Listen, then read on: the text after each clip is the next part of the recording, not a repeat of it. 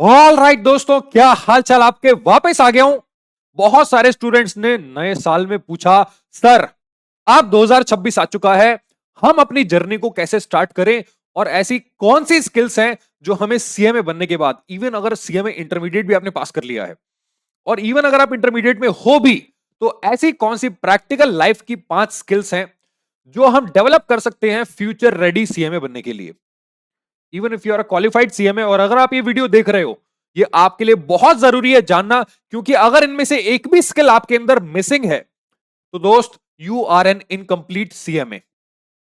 हाँ, एक बार को मैं बोल सकता हूं कि जो टेक्निकल कंप्लायंस वाली स्किल्स हैं वो आपके अंदर कोई दूसरी हो सकती हैं, but at the same time अगर इसमें से एक भी स्किल मिसिंग है यार, तो you are an incomplete CMA. आप सीएमए क्वालिफाई तो कर लेंगे, आप रिजल्ट्स ले आएंगे, लेकिन प्रैक्टिकल लाइफ में आपके रिजल्ट्स जीरो रहेंगे। तो स्टूडेंट्स मुझसे पूछते हैं कि सर क्वालिफाई तो कर लिया, अब क्या किया जाए। ये क्वेश्चन मुझे नहीं पता क्यों अराइज होता है। जब आप सीएमए की जर्नी में आते हो तो आपको एडवांस में इंस्टीट्यूट बहुत सारी चीजें बता देता है, बट स्टिल स्टूडेंट इतना अनअवेयर, इतना पीछे, इतना पिछड़ा हुआ होता, बैकवर्ड होता है, वो इतना अनअवेयर होता है अपने डिस्ट्रैक्शंस की वजह से कि वो सोचे नहीं पाता कि कौन से स्किल्स मुझे प्रैक्टिकल लाइफ में डेवलप करनी चाहिए जो आपको फ्यूचर रेडी सीएमए बना के दे, एम्प्लॉयबल आपको करके दे, कंपनीज खुद आपको उठा के ले जाए और आप जाके बोलो yes I can do it. तो शुरू करता हूं। पहले मैं बता देता हूं इस वीडियो के अंदर क्या है। पहली ऐसी 5 स्किल्स जो आपको डेवलप करनी है, डिटेल में बताऊंगा, आराम से पूरा वीडियो एंड तक देखना। और आखिरी में मैं आपको 6 से लेके 12 महीने का रोड मैप भी दूंगा कि डेली बेसिस पे अगर आप इतने ड्यूरेशन देते हो, सिर्फ इतनी, यस इतनी, बहुत कम, तो 6 से 12 महीने के अंदर दोस्त you will be unstoppable, guaranteed, लिख के दे रहा हूं मैं आपको। तो welcome back to CMA Sarathi, this side your educator and mentor of accountancy Kuldeep Batra. तो दोस्त सबसे पहले मैं आपको लेके चलता हूं पहली ऐसी स्किल पे जो आपको फ्यूचर रेडी कर देगी। ठीक है, आ जाओ मेरे साथ। पहली ऐसी स्किल देखते हैं कौन सी होती है। सबसे पहली स्किल जानने से पहले मैं आपको बता दूं स्किल को डेवलप करना क्यों जरूरी है। देखो, बच्चा मार्क्स ले आता है, लेकिन मार्क्स आपको जॉब नहीं दे सकता, मार्क्स आपको बिजनेस डेवलप करके नहीं दे सकता। मार्क्स सिर्फ रट के भी आ सकते हैं और बहुत सारे बच्चे रट के पास होते हैं। मैंने हैरान हूं देख के कि उनके पास माइंड तो शार्प है बट स्किल्स जीरो है, communication zero, network zero, professional skills zero, और आपकी people skill zero, analytical skill zero. क्या फायदा ऐसे पास होने का? कोई फायदा नहीं है। आपको ये स्किल्स डेवलप करने के लिए सोचना होगा एम्प्लॉयबिलिटी के बारे में। सर ये एम्प्लॉयबिलिटी क्या होती है? डियर, आपके मार्क्स से एम्प्लॉयबिलिटी तक जाने के लिए आपको एक बात समझनी है कि आपको वैल्यू ऐड करना सीखना है कंपनी में, किसी भी कंपनी में, किसी भी इंडिविजुअल को, किसी भी क्लाइंट को। तो वैल्यू एडिशन जब होगा तो ही आपकी स्किल्स काम आएंगे। और वो कौन से स्किल्स हैं एक एक करके मैं आपके पास लेके चलता हूं। देखो, सबसे पहली स्किल जो काम आती है दैट इज आपकी कम्युनिकेशन एंड प्रोफेशनल स्किल्स। अब ये जो कम्युनिकेशन स्किल है, बच्चों को लगता है कि सिर्फ बोलना, this way of speaking is communication. ऐसा कुछ नहीं होता। इंग्लिश स्पीकिंग इज कम्युनिकेशन, वो भी नहीं होता। हिंदी स्पीकिंग इज कम्युनिकेशन, वो भी नहीं होता। लैंग्वेज बोलना कम्युनिकेशन नहीं होता। लैंग्वेज आज के टाइम पे जो होती है, अपना मीनिंग दूसरे को कन्वे करना होता है और उसका जो तरीका होता है उसी को बोलते हैं कम्युनिकेशन। इसमें सबसे पहला स्टेप होता है business email writing. Sir but business email writing से पहले तो हमें बोलना आना चाहिए। नहीं, आप जब इंस्टीट्यूट में आते हो, एडमिशन लेते हो, तो बहुत सारी क्वेरीज आपको इंस्टीट्यूट को मेल करनी पड़ती हैं। बच्चा लिटरली बहुत ही बकवास लैंग्वेज में यूज करूंगा, मैं बकवास वर्ड का यूज करूंगा, बहुत ही बकवास लैंग्वेज में इंस्टीट्यूट को मेल लिख के भेजता है। अरे चैट जीपीटी भी यूज नहीं करता, वो उल्टा सीधा कुछ भी बना के भेज देता है। और अगर आप चैट जीपीटी यूज भी करते हो तो आप उसको रिफाइन नहीं करते हो। क्यों? क्योंकि आपके इनपुट ही गलत है। तो सबसे पहली स्किल जो डेवलप करनी है कम्युनिकेशन के अंदर, that is professional email writing. क्योंकि the moment you cross final level और इवन इंटरमीडिएट लेवल, आपको जरूरत पड़ेगी। आप फर्म में एडमिशन ही नहीं ले पाओगे, आप फर्म छोड़ो, आप किसी भी ऑर्गेनाइजेशन को ज्वाइन नहीं कर पाओगे अगर आपको ईमेल लिखना नहीं आता। तो अगर ज्वाइन कर भी ली तो उसके अंदर आपको ईमेल करनी ही पड़ेगी। तो first you have to understand, number 1 skill in communication is business email writing.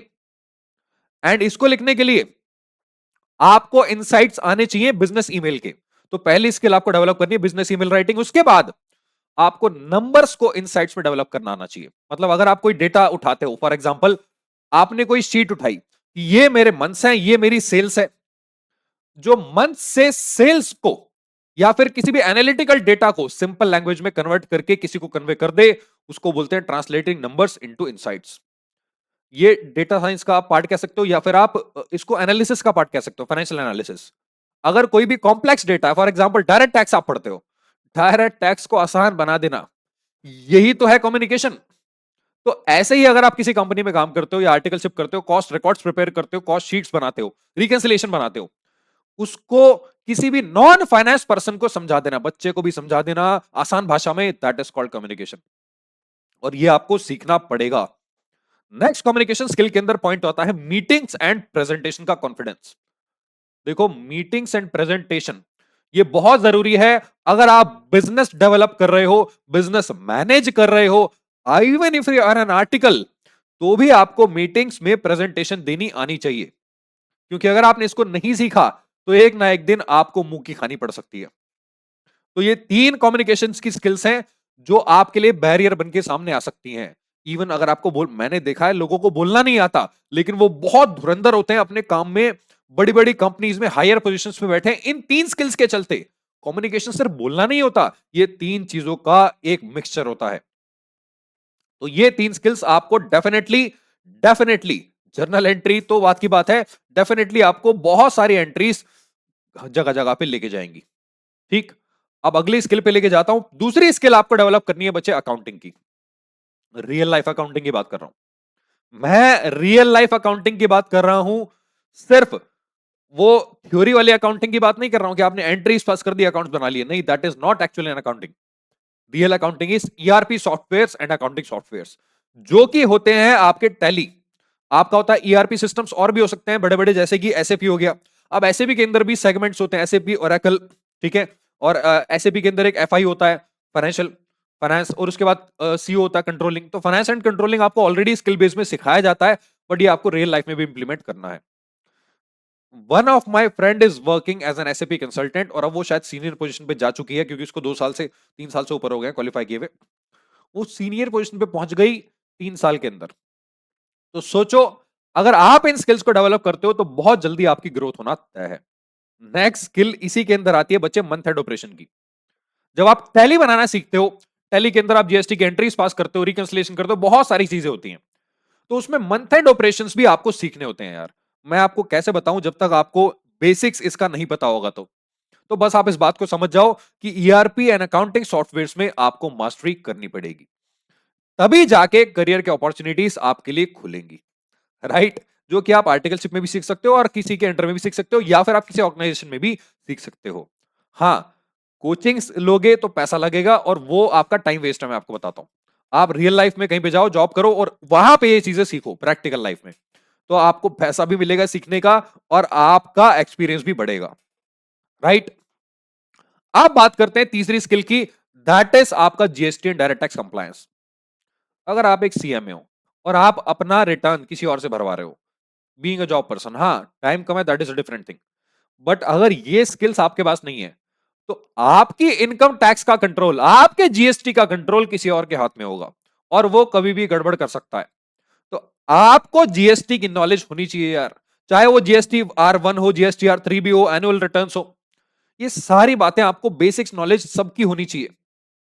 और यहां तक कि आपको रिकंसिलिएशन करना भी आना चाहिए इनकम टैक्स का, ठीक। और इसमें और भी चीजें होती हैं, जैसे आपका टीडीएस, आपको टीडीएस का डिडक्ट कैसे होता है वो आना चाहिए, डिपॉजिट कैसे होता है, ठीक है, रिटर्न फाइलिंग के प्रोसीजर क्या होते हैं, फॉर्म 16 भैया सबसे कॉमन चीज। सीएमए इंटरमीडिएट वाले बच्चे को क्वालिफाई करने के बाद फॉर्म 16 के बारे में नहीं पता होता। मैं हैरान हूं भैया, फॉर्म 16, अरे तुम इनकम टैक्स पढ़ते हो, तुम्हें फॉर्म 16 के बारे में नहीं पता यार। बात को समझो, पूरी दुनिया फॉर्म 16 को लेकर परेशान रहती है। आप अगर इन बेसिक बातों को सीख लोगे तो आप गली गली में एम्प्लॉयबल हो, कहीं से भी आप क्लाइंट गेन कर सकते हो, कहीं से भी आप पैसा कमा सकते हो। तो please income tax and compliance पे मास्टरी करना बहुत जरूरी है यार। ये 3 स्किल्स आपको लग रहा होगा, हाँ सर ये डेफिनेटली वर्थ इट है, बट बाकी की 2 स्किल्स क्या हैं? बच्चे, बाकी की 2 स्किल्स आपने पता कर ली तो आप बोलोगे सर अब तो हमें कोई नहीं रोक सकता, and that is actually true. क्योंकि अगली स्किल जो है बच्चे, ये तो भैया अगर आप एक सीएमए और एमएस ऑफिस के अंदर भी ना, मैंने यहां पे एमएस ऑफिस नहीं लिखा। मेरे को किसी ने बोला सर पूरा एमएस ऑफिस जरूरी होता है, नहीं बेटे। एमएस ऑफिस में अगर आपने एक चीज पे मास्टरी कर ली, that is Excel and Google Sheets. हाँ, गूगल शीट्स एमएस ऑफिस के अंदर नहीं आती, बट आज के टाइम पे सारा काम गूगल शीट्स पे हो रहा है। तो अगर आप एक्सेल एंड गूगल शीट्स पे मास्टरी कर लेते हो, फॉर्मूलाज, जो बेसिक फॉर्मूलाज है, V lookup, H lookup, index, ठीक है, पिवट टेबल्स बनाना, उससे एनालिसिस करना, डिफरेंट डिफरेंट टाइप्स के टेबुलर फॉर्मेशन में उसको प्रेजेंट करना, यार ये आपको मैं बता रहा हूं अपरंपार लीला देगा। सर ये क्या बोल दिया आपने? मैं सच बता रहा हूं दोस्त, आप हमारी कंपनी में यार, सीएमए सारथी में बिना गूगल शीट के काम नहीं होता, बिना एक्सेल के काम नहीं होता। Excel is paramount. Daily basis पे उसमें एंट्रीज डलती हैं, डेली बेसिस पे एनालिसिस होता है, चेकिंग होती है, डेटा आता है, डेटा रिफाइन होता है, डेटा एनालिसिस होता है। तो भैया गूगल शीट इज पैरामाउंट और एक्सेल इज पैरामाउंट। यहां पे आपको एडवांस लेवल तक भी जाके सीखना होगा, यहां तक कि एमआईएस जिसको हम बोलते हैं, ठीक है। सर एमआईएस क्या होता है? बेटे लल्लू लाल हो तुम अगर तुमने एमआईएस की फुल फॉर्म भी नहीं पता और एमआईएस का आपने स्टडीज के अंदर नहीं पढ़ा तो एमआईएस हो गया, मैक्रोज हो गया, ये सारा एडवांस लेवल होता है एक्सेल का। ये आपको सीखना बहुत जरूरी है यार। अगर आपने ये नहीं सीखा बेटे, you are not employable. Sir what is the last skill जो आप बात कर रहे थे? डियर, लास्ट स्किल के बिना ये चारों स्किल बेकार है। जो आखिरी स्किल है ना, उनके बिना ये चारों स्किल्स बेकार है। आखिरी स्किल है आपकी industry exposure. Sir industry exposure, yes. Industry exposure आपको कैसे मिलता है? या तो आप आर्टिकलशिप करो, इंटर्नशिप करो कहीं पे किसी सीएमए के अंडर में, या फिर आप ऑर्गेनाइजेशन ज्वाइन कर सकते हो। इसके अलावा आपको लाइव प्रोजेक्ट वर्क आना चाहिए।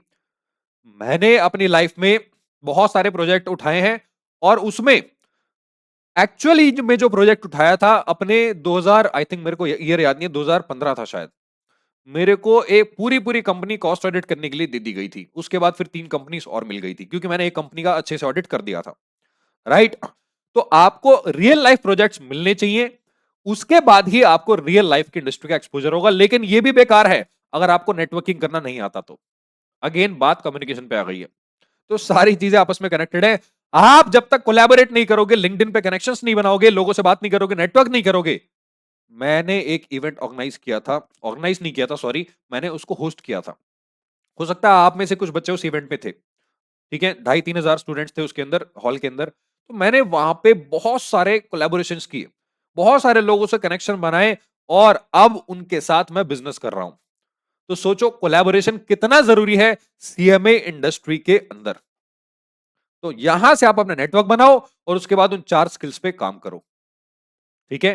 तो ये थी आपकी 5 स्किल्स। बट सवाल ये उठता है, ये तो आपको पता लग गई स्किल्स, हमें इस पे काम करना है, बट कैसे करना है? वो रोड मैप भी मैं आपको देने वाला हूं यार। तो आ जाओ मेरे साथ। सबसे पहले स्किल्स काम कैसे करती हैं एक साथ। अगर ये आप सारी स्किल्स एक साथ लगा दो डियर, सारी स्किल्स एक साथ लगा दो, तो मैं आपको बता देता हूं, कंपनीज जो होती हैं वो सिंगल स्किल वाले को हायर नहीं करती, वो हायर करती हैं ऐसे इंसान को जिसके पास मल्टीपल स्किल्स होती हैं। तो you should also have that those multiple skills, ठीक है। तो ये बातें आपको ध्यान रखनी है। अब बात करते हैं उस रोड मैप पे जो मैं आपको देने वाला हूं। देखो 6 से 12 महीने का रोड मैप है, बहुत सिंपल है। पहले 1 से 3 महीने किसी एक स्किल पे काम करो, 1.5 से 2 घंटा दो, डेडिकेट करो, चाहे एक्सेल हो गया, गूगल शीट्स हो गया। गूगल शीट्स पे आप 1 महीने में मास्टरी कर सकते हो, लिटरली 1 महीने में ढंग से 2 घंटा दोगे, हर रोज 10-15 मिनट भी दोगे ना, तो 2 से 3 महीने में पूरा गूगल शीट आ जाएगा आपको। आपको सारी चीजें आ जाएंगी, एक्सेल के अंदर भी, गूगल शीट्स में भी। बेसिक फॉर्मुलाज की बात कर रहा हूं, एडवांस एडवांस लेवल की नहीं।